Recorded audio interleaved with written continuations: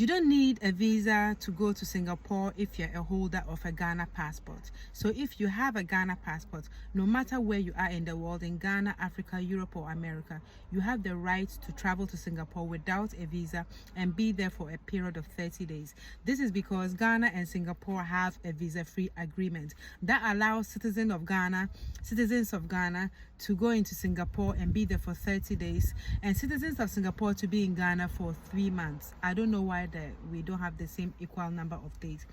Disclaimer: this video is for legal travel only. I'm not advocating for illegal travel. If you want to go and stay in Singapore long term, this video is not for you. Contact the necessary authorities and get the information. This video is only for the purpose of taking advantage of Ghana's visa-free agreement with Singapore, which says you can go there for 30 days as a tourist or as a business traveler.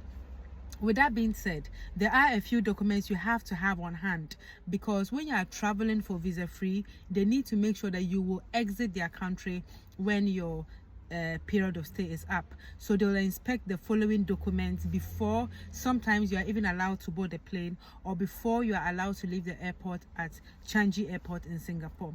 What are the documents that they'll be looking for?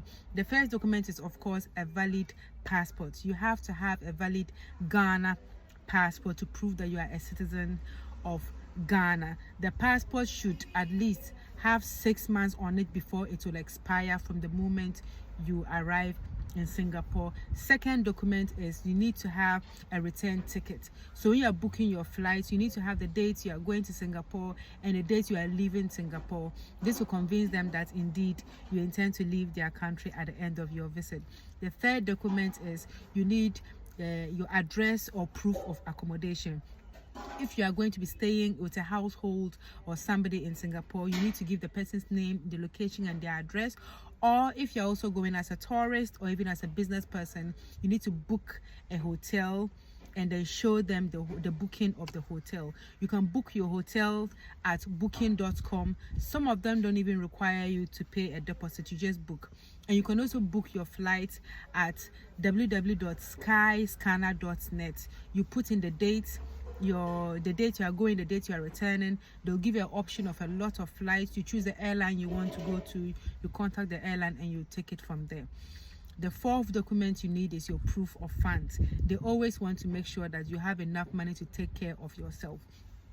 Please, no matter how much cash you have, you can't carry more than $5,000 with you on a flight. You'll have to declare it. Put your money in a bank account and then print out your bank statement to show how much money you have. Budget at least $100 a day to show them that you are very comfortable. I've heard some airlines like Ethiopian Airlines might take a $300 deposit just to also make sure that you come back. So like I said, contact the airline. So we've had passport, return ticket, accommodation or hotel, proof of funds. The fifth document you need is your yellow card or your yellow fever vaccination card. This yellow card is the one that when they vaccinate you for yellow fever, they'll indicate it there, and other essential vaccinations you might have had, like hepatitis A, hepatitis B, tetanus, and so on and so forth. It's very essential for foreign travel. The sixth document you need is your SG arrival card. Singapore requires every visitor to register on their website, SG arrival card. So you just go to Google and then type in Singapore SG arrival card. A list of options will come. Click on the first one. It will take you, I don't remember it offhand, but I'll put the name of the website here. You just go there, read the instructions, click on the appropriate field, fill in your documents. It's not much, just your passport, your name, I think your flight, whatever, and then you print the card. You submit it online and then you also print it, because you need to do this at least 3 days before you arrive in Singapore. So that's very, very important. Yes, you have to have your travel itinerary. If you are going as a tourist, the best way to convince them you are going to come back is you know where you are going to. For example, I'm going to visit this tourist attraction, I'm going to visit that tourist attraction. That's what we call travel itinerary, where you show exact places you are going to go to. You should be able to answer these questions. So these documents are for visa-free travel. The difference between visa-free travel and a travel where you need a visa is that if you needed a visa for this, you would have gone to the embassy with these documents, speak to a consulate officer who would have interviewed you and might decide not to give you the visa. With visa-free travel, you are automatically allowed into the country, but they are filtering to make sure that people coming in are people who are willing to go. So that's why these documents to them will prove that you are willing to go. But also remember that the immigration officer still reserves the right to allow or disallow you to enter their country. I've had a few Ghanaians complain that sometimes they are returned at the airport and returned back to Ghana. The reason is that for whatever reason, you give up a vibe of somebody who's not going to come back. So you need to know exactly where you are going.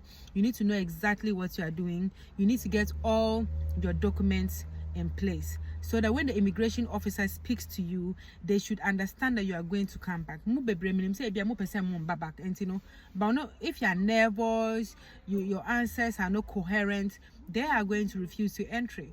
So please, even though it is visa free, they are still going to filter to make sure that criminals are not let in, to make sure that illegal immigrants are not let in. So know this and take note. Some of the flights that go from Ghana to Singapore are Emirates, Qatar Airways, Ethiopian Airlines, Turkish Airways, and these are all Arab airlines that you don't need a transit visa, because when you do transit in their countries for a short while and they don't need transit visas. KLM also flies, but KLM, you're going to do a transit in Europe and you need to get a transit visa. So if you don't want to go through the hassle of transit visa, try Qatar, Emirates, Ethiopian, Turkish Airlines. And of course, the price of the ticket depends on the airline that you are using and also the time that you are flying. So go to skyscanner.net, put in your travel dates, your departure dates, and then the ticket offering will be given to you. I can't mention it right now because it really depends. It can range from 18,000 Ghana cedis to 90,000 Ghana cedis, depending on which airline and the season that you are flying, because some seasons, obviously, tickets are very expensive. Thank you so much for watching this video. I hope you found it useful. And of course, as I said, this is only for travel, legal travel purposes from Ghana to Singapore, or legal travel purposes for holders of the Ghanaian passport who wish to go to Singapore shortly for either business or for vacation or whatnot. This is not for illegal purposes, so don't come at me in the comments and let's not fight in the comments today. Let's just appreciate a good thing and move on. Thank you so much, and then looking forward to seeing you